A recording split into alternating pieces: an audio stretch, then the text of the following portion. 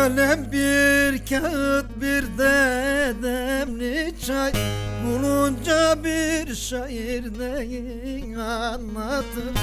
Özlemdir sevdadır say azizim say, duman tütmez bir bacayı anlatır.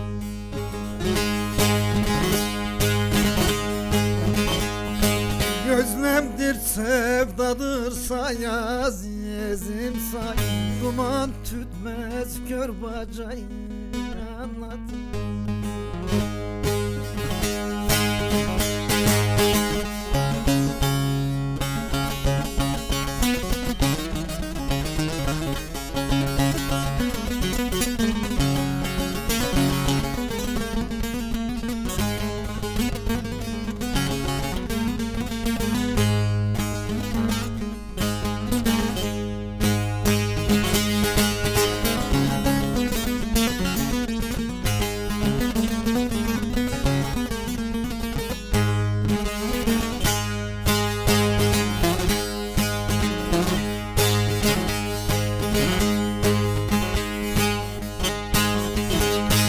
Hakikat doldurur daim sözüne, hataları vurur her an yüzüne. Uyku girmez hüzün dolar gözüne, şafak sökmez bir geceyi anlatır. Uyku girmez hüzün dolar gözüne, şafak sökmez bir geceyi anlatır.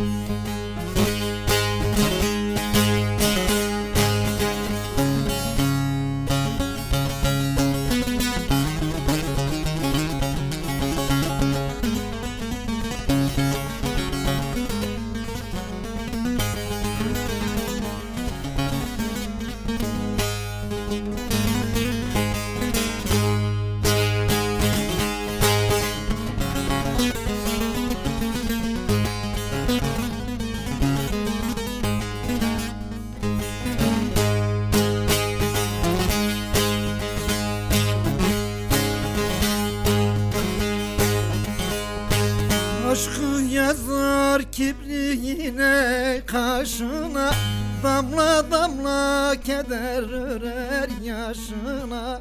Hiçbir sözü söylemez ki boşuna, kan bulanmış her heceyi anlatır. Hiçbir sözü söylemez ki boşuna, kan bulanmış her heceyi anlatır.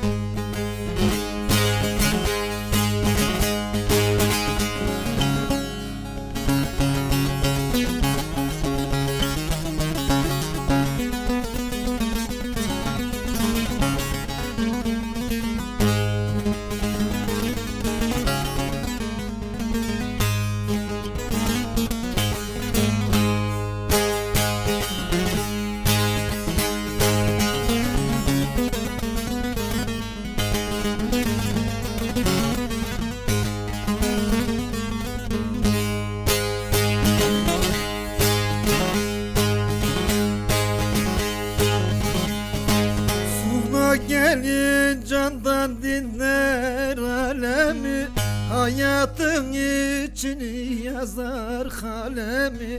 Şairin diliyle bezer kelamı, gönülden en ol yüceyi anlatır.